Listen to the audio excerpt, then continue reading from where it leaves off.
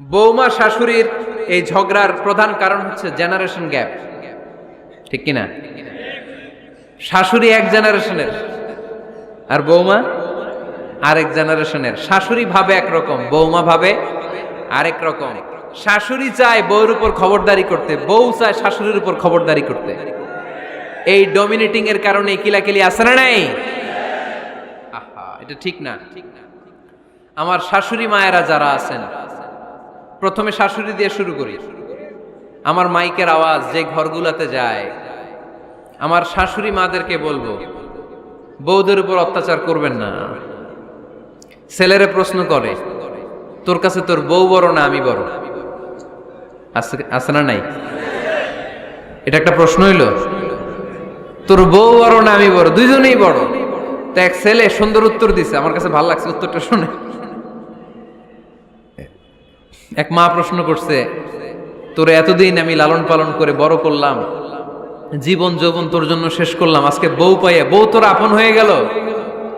এবার ছেলে উত্তর দিছে, মা, আমার মুখ থেকে মা ডাক শোনার জন্য তুমি কি কষ্টটাই না করছো জীবনে। 10 মাস আমারে পেটে ধারণ করলা, খাইতে পারো নাই, বমি করছো, খালি ওষুধ খাইছো, তোমার পেট কেটে আমারে বের করা হয়েছে, 2 বছর আমারে দুধ খাওয়াইছো, পেশাব পায়খানা পরিষ্কার করেছো, বয়স যখন 3-4 তখন তোমার আমি মা ডাকছি। এই মা ডাকটা শোনার জন্য তুমি এত কষ্ট করছো, আর আরেকবারের মাইয়া এই ঘরে আইসাই তোমার মা ডাকা শুরু করছে। যেই মেয়েটা তোমারে মা ডাকে সে আমার আপন হবে না কেন মা? ঠিক কিনা? এই মা ডাক শোনার জন্য তুমি এত কষ্ট করলা, আমার লালন পালন করলা, 10 মাস পেটে ধরলা, পেশাব পায়খানা পরিষ্কার করলা, এরপরে মা ডাক শুনতে পারছে। আর আরেকবারের মেয়ে জানা নাই চিনা নাই এসেই তোমার ডাকা শুরু করছে মা। তো যে আমার মারে মা ডাকে তার স্থান তো আমার কলিজায়, ঠিক কিনা? শাশুড়ি আম্মারা যারা আছেন, প্লিজ বৌমাদেরকে কষ্ট দিয়েন না। অনেক শাশুড়ি আছে পান থেকে চুন খসলে রেগে যায়, পদে পদে স্ত্রীর ভুল ধরে, বউয়ের ভুল ধরে, আছে না নাই? এটা করবেন না। সে তো নতুন, আপনার অনেক এক্সপিরিয়েন্স হতে তার সময় লাগবে, তাকে সময় দিন, তাকে ভালোবাসুন, ঠিক কিনা? না বুঝে সামান্যতে বৌমারে বদদোয়া দেয়, এরকম আছে না নাই? কিন্তু বুঝতে চায় না, বৌমারে যদি বদদোয়া দেয় তাহলে তার নিজ ছেলের পরিবারের ক্ষতি।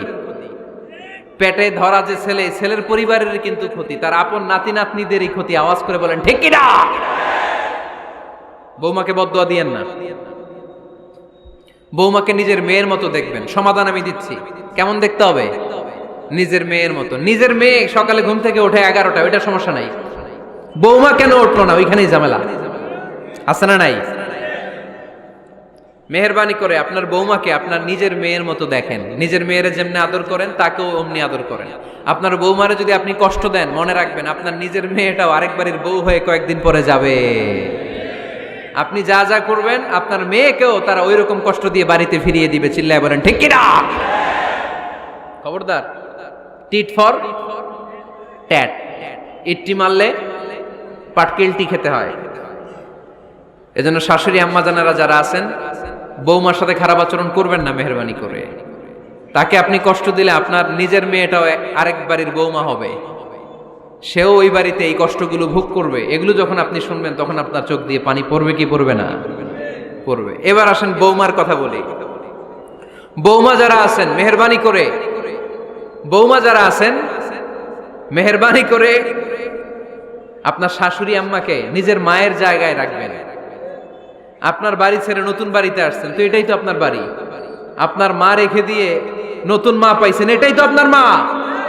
তো ওনাকে মায়ের জায়গায় বসাতে আপনার সমস্যাটা কোথায়? বৌমারা খেয়াল রাখবেন, আপনি আপনার শাশুড়ির সাথে যে আচরণটা করতেছেন, আপনার শেষ বয়সে আপনার ছেলের বিয়ে দেওয়ার পরে যে বৌমাটা আসবে ওই আচরণই আপনাকে ফিরিয়ে দিবে। The nature has its own return. প্রকৃতির একটা মাইর আছে, এটা শেষ মাইর, এটা শেষ খেলা। প্রকৃতির খেলা বড় খেলা। আপনি আপনার শাশুড়ির সাথে যে আচরণ করবেন, আপনার শেষ বয়সে আপনি একদিন শাশুড়ি হবেন, এটা মাথায় রাখবেন। ওই আচরণই আপনি ফিরে পাবেন। আওয়াজ করে বলতে হবে ঠিক কিনা? এজন্য 9 নাম্বার পয়েন্টস হচ্ছে মিউচুয়াল রেসপেক্ট। সবাই যেন সবাইকে ভালোবাসি, দোষ ছাড়া মানুষ নাই, সবার দোষ আছে, আমরা যেন একে অন্যের দোষ না খুঁজি। বৌমারা, আপনাদের কানে যদি আমার মাইকের আওয়াজ যায়, অল্প কিছু টেকনিক অবলম্বন করলে আপনি আপনার শাশুড়ির মন জয় করতে পারবেন। শাশুড়িরা আসলে বেশি কিছু চায় না, আগের জামানার মানুষ তো, এদেরকে ওইভাবে হাত করতে হবে। মাঝে মাঝে একটু শাশুড়ির মাথায় তেল দিয়ে দেন, চুলে তেল দিয়ে দিবেন আর কি, মাঝে মাঝে চুল আশ্রয় দিবেন, এগুলো কিন্তু খুব পছন্দ করে শাশুড়িরা। ওনার প্রেশারটা একটু মেপে দিবেন, ডায়াবেটিক্সের ওষুধটা খাইলো কিনা সময় মতো খোঁজ নিবেন, কি পছন্দ করে খেতে একটু রান্না করে দিবেন।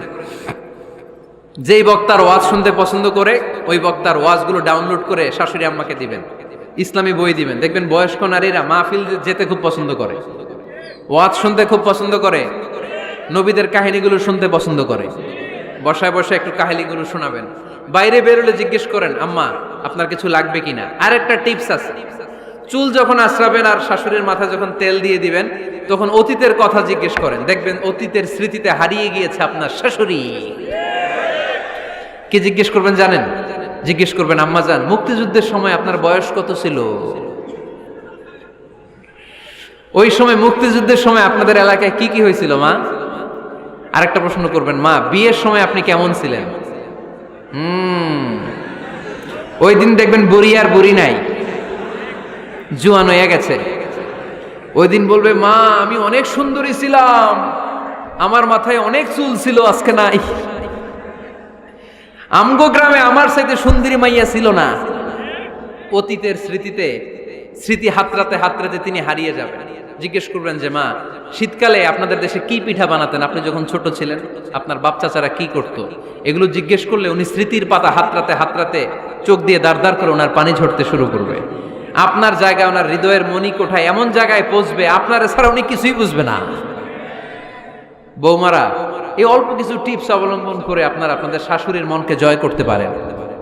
শাশুড়ি বৌমার দ্বন্দ্ব আমরা চাই না, আমরা চাই শাশুড়ি বৌমাকে নিজের মেয়ের মতো জানুক, আর বৌমার শাশুড়িকে আপন মায়ের মতো ভালোবাসুক, ঠিক কিনা?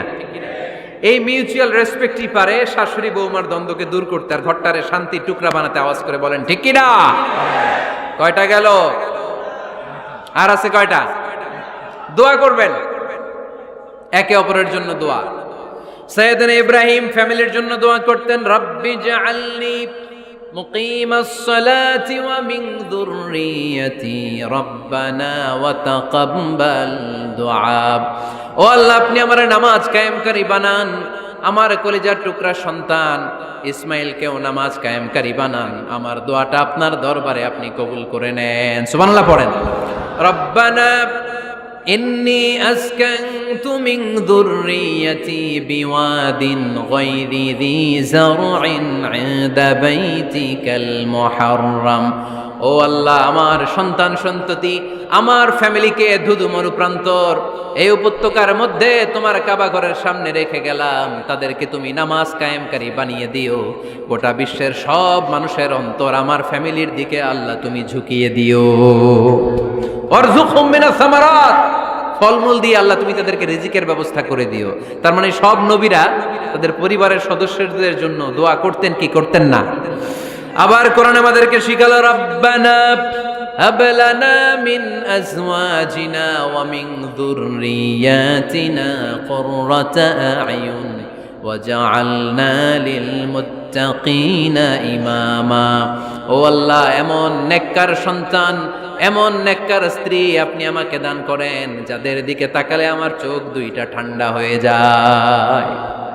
চক্ষু শীতলকারী স্ত্রী দেন। বিয়ে যাদের হয় নাই, ইয়াং ছেলেরা এই দোয়াটা করবা। বিয়ের জন্য দোয়ার দরকার আছে না নাই? প্রতিদিন এই দোয়া করবা, আল্লাহ এমন স্ত্রী দেন, এমন জীবন সঙ্গিনী আপনি আমাকে দেন, এমন লাইফ পার্টনার দেন যার দিকে তাকালে আমার চোখ জুড়িয়ে যায়। এমন সন্তান আল্লাহ আপনি আমার ফ্যামিলিতে দেন, যাদের দিকে তাকালে আমার চোখ দুইটা ঠান্ডা হয়ে যায়। নেককার সন্তান, নেককার স্ত্রী আল্লাহর কাছে দোয়া করে চেয়ে নিতে হয়। তাহলে ফ্যামিলি মেম্বার একে অপরের জন্য দোয়ার দরকার আছে না নাই? বাবা দোয়া করবে ছেলের জন্য, ছেলে করবে বাবার জন্য, মা দোয়া করবে মেয়ের জন্য, মেয়ে করবে মায়ের জন্য, ভাই করবে বোনের জন্য, বোন করবে ভাইয়ের জন্য। দোয়ার দরকার আছে না নাই? দোয়া করবেন সবাই সবার জন্য। এই যে কোরআনের বঙ্গানুবাদ পাওয়া যায় না এখন, কথা বলেন, স্মার্টফোন আছে কার কার দেখি? হ্যাঁ, কারা কারা স্মার্ট দেখি? হাজার হাজার স্মার্ট, মাশাআল্লাহ। এই স্মার্টফোনের ভেতরে আল কোরআন নামে বাংলায় কোরআনের একটা অ্যাপস পাওয়া যায়। কথা বলেন, পাওয়া যায় কি যায় না? আজকে থেকে এই অ্যাপসটা ডাউনলোড করে প্রতিদিন 1 আয়াত 2 আয়াত 3 আয়াত করে পড়া শুরু করে দেন। বাঁচতে হলে পড়তে হবে, বাঁচতে হলে জানতে হবে, ঠিক কি না? এই স্লোগান আমাদেরকে শিখায়। এই স্লোগান তো আল্লাহ, এই স্লোগান দিয়েই তো আল্লাহ কোরআন শুরু করছে। ইকরা বিসমি রাব্বিকাল্লাযী খালাক। বাঁচতে হলে জানতে হবে, বাঁচতে হলে পড়তে হবে, পড়ার কোনো বিকল্প নাই। আওয়াজ করে বলেন ঠিক কি না? সুজানগরের ভাইয়েরা, মোবাইলের অ্যাপসের ভিতরে আমরা কোরআন রাখতে রাজি আছি তো সবাই?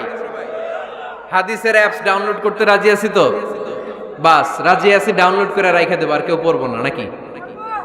হ্যাঁ, প্রতিদিন একটা আয়াত হলেও যেন আমরা পড়ি। আল্লাহ যা বলা দরকার সব বলে দিয়ে গেছে, নতুন করে আর কিছু বলবে না। আমরা যেন পড়াশোনা করি, আমরা যেন একটা পাঠাগার বানাই। আবারও কখনো আসার সুযোগ হইলে আমি জিজ্ঞেস করবো, যদি আমার মনে থাকে, যে আপনাদের পাঠাগার আছে কার কার ঘরে। সেদিন সবার হাত তুলতে হবে, এমনি পারা যাবে তো? আল্লাহ তুমি তৌফিক দাও।